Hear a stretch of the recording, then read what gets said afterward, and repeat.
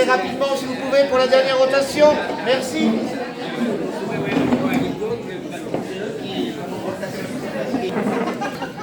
Juste la table. Attends, juste la table. Voilà. Vous voyez, travail d'écriture. Je ne filme pas les visages, hein, je filme juste là. Voilà. Très intéressant, croyez-moi. Attendez la fin. C'est bien tout truc, hein. Les cerveaux, ils sont en ébullition là, vraiment. Hein. Et puis chacun parle, quoi. C'est ça, c'est ça. Et vraiment, il y a des gens, tu sens que ça fuse. Hein. Ça fuse, il s'exprime. Voilà, bravo.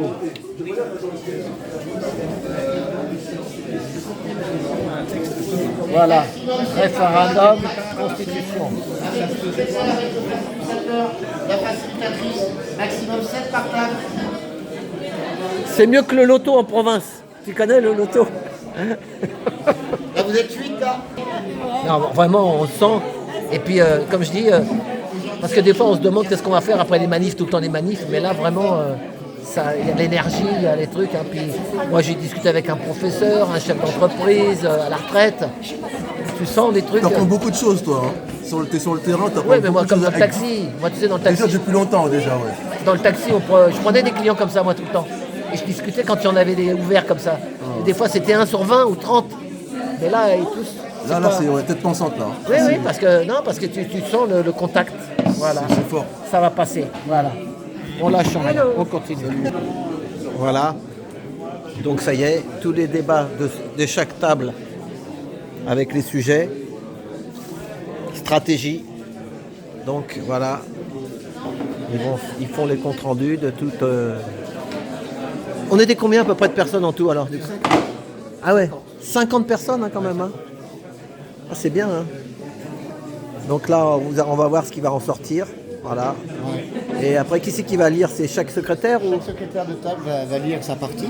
D'accord. Et puis derrière, on va essayer de regrouper les volontés d'action, de participation des gens qui étaient dans l'Assemblée pour après participer à une action après la réunion, de relancer d'autres réunions plus spécifiques par thème, pour que chacun puisse travailler un petit peu sur les sujets. D'accord. Redis le nom de ce que tu m'as dit, là, le titre. Alors, ça s'appelle, c'est un atelier d'intelligence collective. C'est ce que tu m'as marqué sur le petit papier. Voilà, en bon français. Maintenant, ça s'appelle également World Café. Donc, c'est une technique qu'on peut retrouver sur Internet avec plein d'historiques et pas mal de techniques. Mais en général, il y a quand même une technique classique qui est celle qu'on a proposée ici. Donc, avec cette définition de thème au départ. Après, une rotation par table, donc par thème, de tous les participants. Puis après, une synthèse. Et puis à la fin, donc, une capacité d'action par l'ensemble des présents sur chaque thème. C'est marrant parce que moi, dans chaque table, les trucs, ça revient un peu. Il y a des mots, Et oui, c'est un peu la population. Ça veut dire que c'est de bonnes idées. C'est ça. Si les mêmes idées reviennent, c'est peut-être des idées... C'est ça où voilà, il y a des choses qu'on se sent proches, quoi, tous comme ça. Voilà. Ça, c'est vraiment les bonnes idées qui fédèrent et qui du coup peuvent effectivement amener une action derrière intéressante. Ou un jour peut-être espérer une société meilleure pour que le plus grand nombre profite de tout ça, quoi. Tu vois ce que je veux dire? Bah oui, l'idée c'est quand même ça. C'est ça, au départ. C'est que le plus grand nombre décide et du coup, normalement, ça devrait profiter au plus grand nombre. Voilà, alors que là, c'est 1 ou 2% qui décident de tout. Peut-être moins qu'1%, parce que 1%, on serait déjà à 400 000. Hein. C'est Je ça. pense pas qu'il y a 400 000... Enfin, qui en profitent peut-être. C'est ça. Pas qui décident, mais qui en profitent. Voilà, sûrement. c'est ça. Bon, bah merci. Hein. Donc on va attendre ça. Merci. Qui peut se présenter là, qui est prêt parmi vous les secrétaires?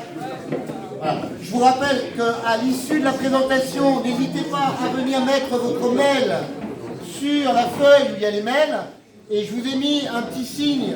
Vous allez pouvoir marquer M pour médias, R pour RIC, E pour éducation, et le dernier,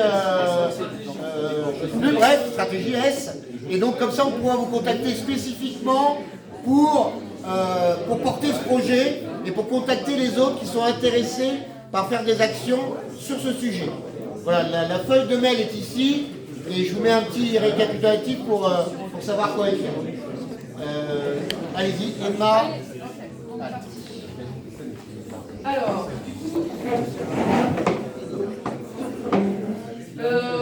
alors pour le thème éducation,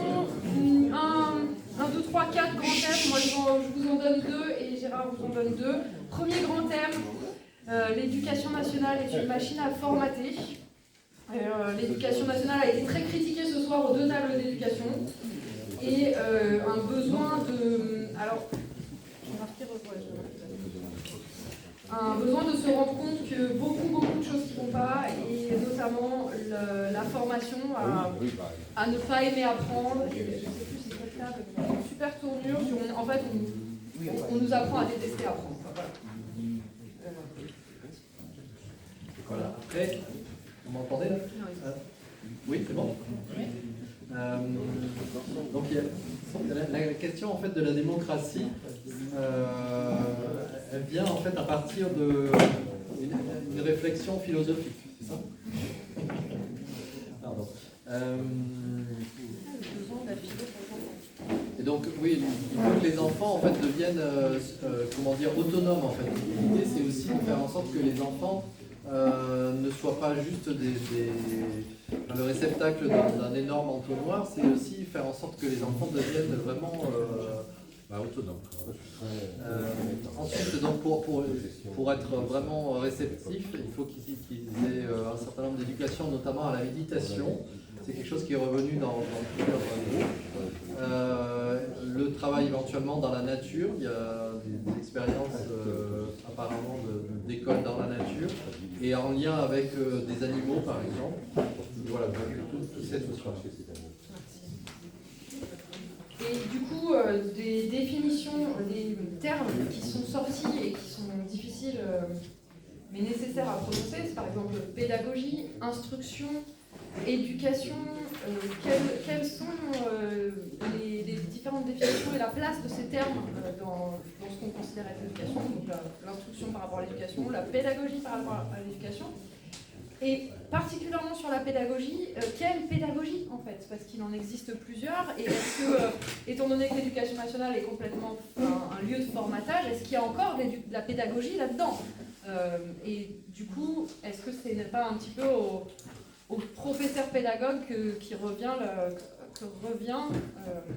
l'apport pédagogique, un apport, et du coup derrière la pédagogie, la réflexion sur quelles intelligences au pluriel sont amenées à être sollicitées chez les élèves, et combien de pédagogues mettent intelligence au pluriel correctement. Voilà, ça c'est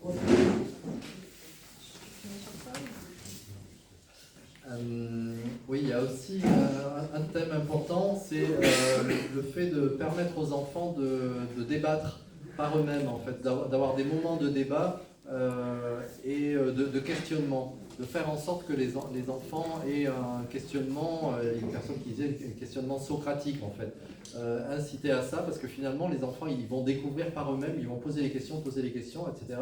Et ça va leur permettre de s'approprier véritablement ceux qui sont en train d'apprendre, au lieu de leur donner un programme qui est déjà établi en fait, à l'avance. Voilà. Je sais pas si on n'a pas trop de pistes concrètes. Peut-être pour terminer sur des pistes concrètes, éduquer à la philosophie. On a parlé d'instruction en famille aussi. Il y a le nom du collectif, mais il y a des collectifs qui se battent pour faire l'instruction en famille. Et on a aussi réfléchi dans des groupes, mais j'avoue c'est un peu moi qui l'amène, sur le fait que les élèves devraient écrire leur règlement intérieur eux-mêmes. Sur le fait qu'en début d'année, des élèves, et plutôt des lycéens, parce que peut-être plus jeunes c'est pas possible, devraient écrire eux-mêmes le règlement intérieur de l'établissement qui les accueille, de la même manière que les citoyens devraient écrire eux-mêmes le règlement intérieur du régime. Voilà, merci beaucoup. Merci Emma et Gérard. Bravo.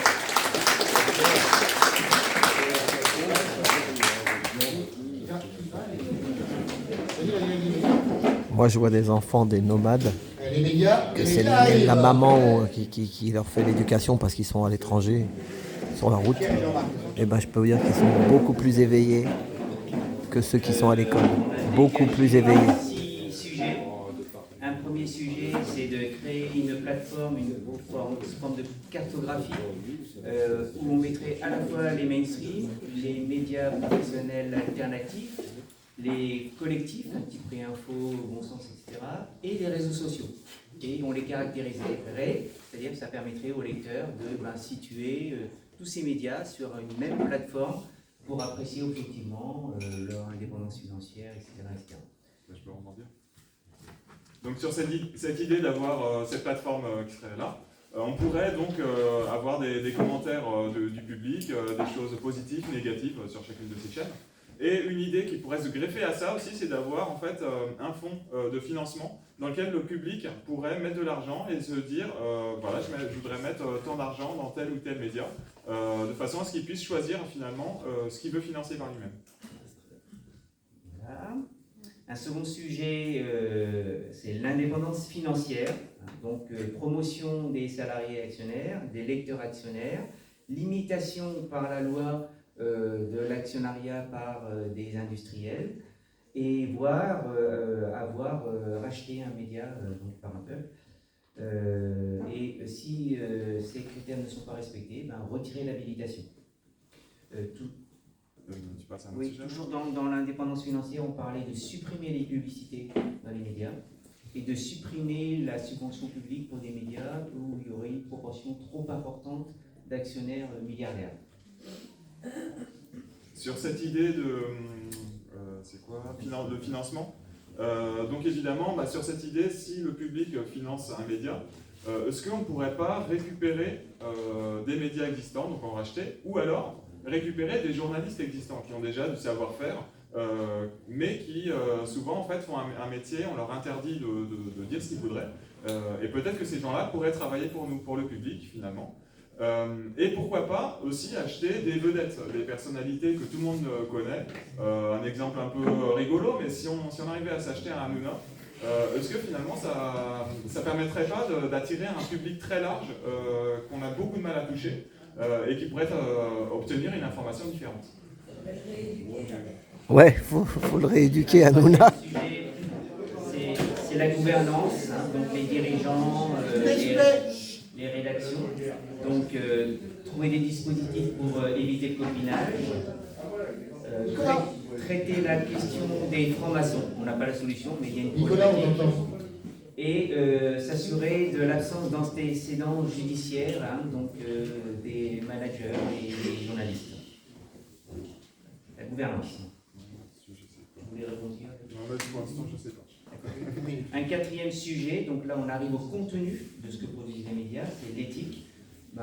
Sans réinventer l'eau chaude, s'assurer qu'ils respectent la charte de Munich. On pourrait avoir un indicateur de taux de respect de la charte. Traiter la question de la concentration des sources, par d'AFP, de Reuters, s'assurer que le contenu des médias ne provient pas de sources, mais aussi d'un vrai travail de journalisme, d'investigation. La question du suivi des informations. Oui, toujours dans l'éthique.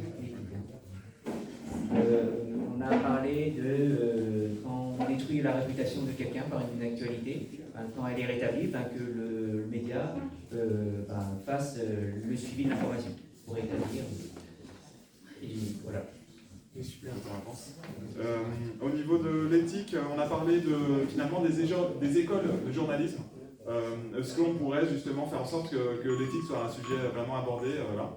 Et est-ce qu'on ne pourrait pas créer une sorte de label, comme le label agriculture biologique, finalement, de médias qui respecteraient une charte? Ça pourrait être la charte de Munich ou une autre charte. On se met d'accord là-dessus. Une problématique particulière, c'est donc d'éduquer les jeunes, donc être sur les outils qu'utilisent les jeunes, comme TikTok. Et puis un dernier sujet très rapide, c'est s'opposer au projet de l'Union européenne de contrôler les réseaux sociaux. On avait plein d'autres sujets, mais on ne peut pas tout faire. Voilà. Merci. Merci beaucoup. Bravo, Jean-Marc et Pascal. Bien là, ouais. Oui, mais c'est bon.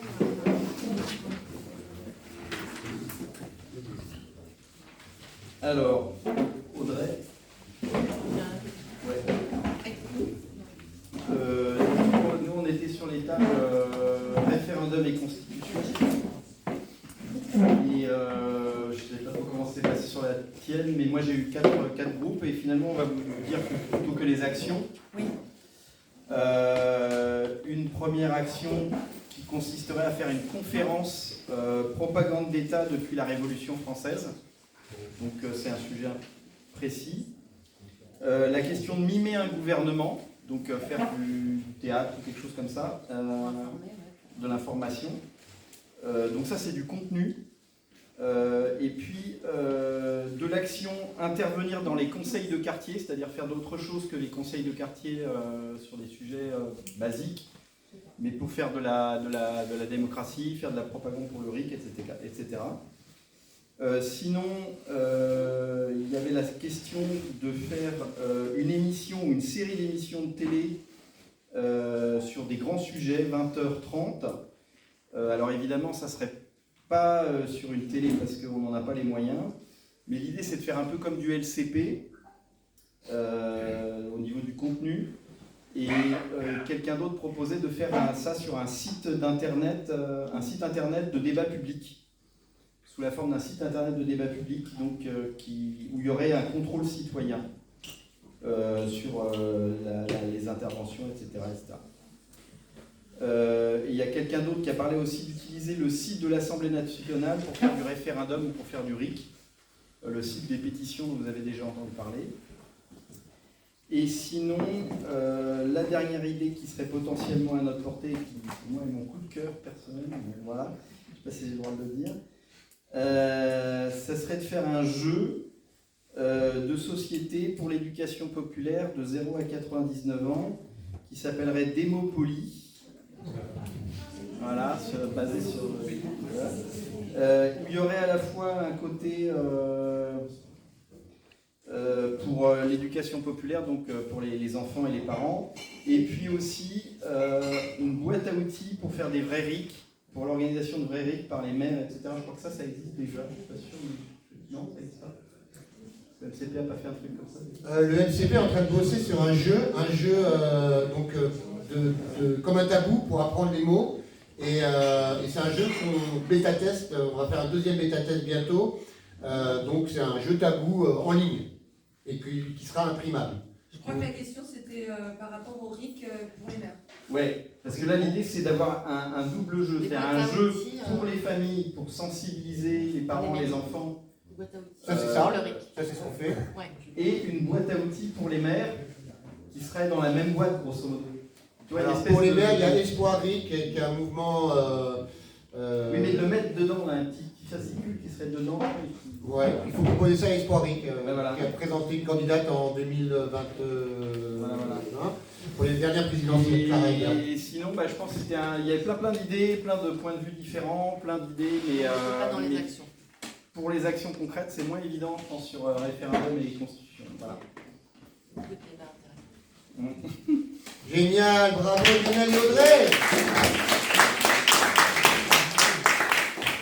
Donc la dernière table, la synthèse par Pierre et Nicolas. Nicolas laisse la parole à Pierre. Et on a encore 4 minutes. Ouais, mais, du coup, merci Nicolas, moi, je fais pour nous deux. Donc nous c'était stratégie. Donc plusieurs sujets. La première chose, c'est il y a une histoire de masse critique qui a été évoquée, et de notre côté aussi il y avait la bascule entre l'armée et la police, parce que en fait c'est bien de faire une démocratie, de la reconstituer même dans notre coin en mode sécession, mais il y a un moment il faut que l'armée et la police suivent, qu'ils soient d'accord avec le projet, sinon ça coince à un moment quoi. Et donc pour cette bascule en concret, c'était des tracts avec les policiers, enfin les forces de l'ordre ou l'armée, et les interpeller quand on peut les voir, mais de manière évidemment pacifique. Les autres sujets, c'était donc le média considéré comme un quatrième pouvoir, donc séparer les pouvoirs et considérer le média comme un pouvoir à part entière. Faire un inventaire de nos forces, faiblesses et des outils que nous avons. Ça, c'est vrai que c'est quelque chose qu'on a du mal à voir parce qu'il y a beaucoup d'initiatives et on ne sait pas trop ce qu'on peut faire ou pas. Et en fonction de ça, faire une stratégie d'attaque, toujours une fois pacifique et légale. Ensuite, au niveau, donc la démocratie, c'est avant tout au niveau local. Donc informer localement les citoyens, donc via des tracts, via du marché, via les marchés, via le porte-à-porte, via les médias citoyens, qu'ils soient tout petits, locaux ou un peu plus gros, de manière à former des AG et des conseils de quartier. Donc ça, c'est quelque chose qui est vraiment ressorti, c'est de pouvoir reconstruire des AG qui élisent un représentant local. On a perdu le pouvoir du terrain, et donc voilà, aujourd'hui, donc ça serait ça, plus impliquer la jeunesse, parce que voilà, la jeunesse, c'est pas que un truc pour les adultes un peu vieux, expérimentés, les jeunes aussi ont leur voix. et donc un représentant local qui serait révocable. Et donc on pourrait faire ça dans une maison communale, comme c'était le cas à l'époque, même avant que le parti politique existe. Voilà. Et ensuite, les deux grands sujets, c'était l'antifraude. Donc pouvoir contrôler de manière citoyenne, il y a déjà des dispositifs, mais vraiment, il y a beaucoup trop de corruption, etc. Et un droit de veto citoyen, donc je ne sais pas en pratique. Et le dernier gros sujet, c'était donc, pour pouvoir faire toutes ces actions, souvent c'est un problème d'argent parce qu'on n'a pas les moyens, on se les fait couper. Et donc, recréer du lien au niveau du troc, grâce à la monnaie, enfin c'est pas une monnaie du coup, pardon, mais grâce aux échanges de biens troc localement, et recréer et retrouver une monnaie souveraine, donc avec la June d'un côté, ou Bitcoin Monero de l'autre, et les monnaies locales bien sûr, qui sont donc pas des cryptos mais juste des choses imprimées. Ça permet deux choses, ça permet de reconstruire des circuits courts, parce que sans circuit court, on est en train d'alimenter les GAFAM, alors que les circuits courts, on fait tourner notre économie locale. On se redonne de la force, quoi. Et ça permet aussi de faire des cagnottes incensurables par l'État, et donc de pouvoir financer, par exemple, une maison communale, sans que l'État puisse occuper ça. Voilà, et l'objectif final, c'est d'avoir un objectif final et de pouvoir vivre ensemble. Voilà, c'est ça l'important. Ok, bravo Pierre, Nicolas. Alors, là je vous l'ai dit, vous avez donc les différents sujets qui ont été traités avec E, M, R et S. Et là vous avez une liste de mails que vous pouvez mettre si vous voulez être recontacté sur ces sujets. Et si vous voulez être moteur du sujet, vous pouvez même mettre plus. On saura que vous serez moteur et c'est à vous qu'on confiera les mails pour que vous alliez chercher les copains et les copines pour travailler sur ces sujets. Je vous rappelle éventuellement mettre un tout petit peu de sous là-dedans pour la salle. Bon, ça ne sera pas grand-chose, ça sera toujours ça, la moitié. Un quart pour Farid, pour le matos son, parce que il y a toujours des trucs qui se cassent. Donc c'est pas plus mal qu'il récupère un tout petit peu de sous, même si c'est pas grand-chose. Et un quart pour l'orga, pour nous, pour éventuellement racheter du matos. Enfin, vous retrouverez les photos, on va essayer de mettre en route un site qui s'appellera deadesarènes.fr, ça sera plus simple, et vous retrouverez les photos de tout ce qu'on a fait. Et pour terminer, si vous pouvez aider au rangement de la salle, maintenant, plus rapidement possible, pour libérer la gestionnaire et qu'elle puisse fermer les portes. Donc ramenez tout ce qui est feuilles, stylos ici, et si vous pouvez me donner un petit coup d'éponge sur les tables. Voilà, donc ton prénom c'est... Donc moi c'est Pierre. Pierre, parce que moi j'ai pas enregistré tout à l'heure quand tu as donné ton assos. Vas-y. Donc Pierre, le collectif c'est sortie de banque, donc on se barre des banques. Mais banque B-A-N, comment tu l'écris? C'est sortie de banque au singulier. Mais comme une banque. Comme une banque. Pas B-A-K, à la fin un K, non. Non, banque normale, quoi, le mot banque. Sortie de banque, B-A-N-Q-E. Voilà, c'est ça, ouais, parce que des fois, tu sais, on marque... Ouais, ça va vite, mais je devrais avoir un panneau. Voilà, ouais. Et donc on est sur Twitter, on est sur Telegram et on est sur YouTube. Twitter, Telegram, YouTube. Il y a même un peu Odyssée. Et donc on parle on échange et on débat sur le meilleur moyen d'avoir un moyen d'échange citoyen, souverain et qui résiste à l'euro numérique et au CBDC de manière générale. Et voilà, une fois qu'on a trouvé cette solution ensemble, on a fait des tutoriels très simples, le plus simple possible, des vidéos, des replays et surtout on forme les commerçants et on forme les citoyens avec des ateliers réguliers. Pour faire du troc et tout ça, quoi. Alors le troc, ça les gens savent faire, ils n'ont pas besoin de nous. Les monnaies locales, au sens des pièces et billets, dans les régions, les gens savent déjà faire. Et par contre, il y a la partie plus au niveau national, voire mondial. Il y a déjà donc la June, qui est une crypto-monnaie mondiale. Et nous, on propose aussi une solution avec Bitcoin plus Monero, qui est incensurable. Et donc, c'est un intérêt pour le citoyen que nous sommes. Et il n'y a pas moyen de se retrouver en prison comme le capitaine Juvin, là. Alors... Tu connais l'histoire? Ouais, c'est une très bonne question. Juvin Brunet, ce qu'il a essayé de faire, grosso modo, c'était une crypto-monnaie, mais avec centralisé, parce qu'il y avait un siège social en gros, parce qu'il y avait une association, c'était lui le chef et c'était lui qui gérait les serveurs. Ouais. Et donc forcément, pour l'État, c'est très facile d'arriver et de dire on coupe les serveurs, désolé. Et donc malheureusement, il a fait ça, c'était une expérience très courageuse, mais c'était assez prévisible que comme c'est centralisé, ça va se faire couper. Donc il faut une solution décentralisée, ça c'est sûr. Il faut une solution qui soit intraçable si possible, dans certains cas, pour qu'on ait un peu d'anonymat, et puis qui soit souveraine, c'est-à-dire que, citoyenne, c'est-à-dire que c'est nous qui possédons les choses, c'est pas un banquier qui détient notre argent, notre or, etc. C'est chez nous. Et il n'y a pas moyen comme Madoff et compagnie, qu'un mec arrive là. Ah oui. Alors on ne sait jamais, tiens d'ailleurs je te montre parce que comme ça... Parce que tu vois, nous on se souvient de Bernard Madoff. Sur ce qui est crypto-monnaie, crypto-monnaie, souvent on a l'impression que c'est très numérique, très pas concret. Et en fait, c'est hyper concret. Tu marques les 12 mots-clés de ton portefeuille crypto-monnaie. Tu les marques, tu les graves au tournevis, au graveur, ce que tu veux. Et ensuite, tu les fermes, tu les caches chez toi, ou tu les enterres, ou tu les donnes à quelqu'un d'autre. Et ça, voilà, c'est comme un lingot. Mais au lieu d'être de l'or, et bah, dedans, c'est un bitcoin ou un Monero qui est dedans. Voilà. Ah, d'accord. Et ça, personne ne peut t'empêcher de le transférer parce que c'est toi qui les as, c'est pas une banque. Voilà. D'accord. Et c'est ça le site. De toute façon, tout est expliqué dans YouTube. Voilà, bien tranquillement. Voilà. Ah, merci. Merci. Je sais, je vais gagner. L'Allemagne est en train de le pousser. Ils ont une industrie chimique, une industrie de la voiture. Porsche et Ferrari ont dit ça y est, nous on n'aura pas de véhicules électriques parce que j'ai travaillé dans une ingénierie automobile en Angleterre. Il y avait un département qui travaillait avec les Formule 1. Les batteries, tu ne peux pas décharger une batterie quand tu es sur un circuit. Donc ils veulent garder un carburant qui s'apparente à l'essence. C'est celui-là, c'est tout. Donc une fois qu'ils l'auront fait pour les Porsche et les Ferrari, eh bien, ils diront on va le faire pour les 2 chevaux, pour les Renault, pour les camions, et voilà. Le Total, ça y est, ils ont le doigt dans la porte, et maintenant je vais tirer la porte très très fort. Et demain, tu fais ton dîner, demain tu fais ton truc. Demain il y a un pique-nique, tu veux venir ouais, au parc Monceau. Non, mais moi j'aurais plutôt vers 14, 15. Mais tu peux arriver en retard, pas de problème, mais c'est vraiment un truc informel. Il faut prendre par derrière, c'est boulevard de Courcelles. Si tu arrives par la rotonde. Oui, la rotonde, je vois là, sur le boulevard de Courcelles. Petite allée, ça sera tout de suite à droite. On se mettra sur l'herbe qui est à droite. D'accord. Après, on va établir cette fois-ci à quel endroit on souhaiterait se rencontrer tous les dimanches en début d'après-midi. Bon, moi, je ne pourrais peut-être pas venir tous les dimanches. Bon, ben, merci Philippe. Voilà. Bon, ben ça y est, c'est la fin. On va finir. Voilà. Eh ben, merci à tous d'avoir été jusqu'au bout. Et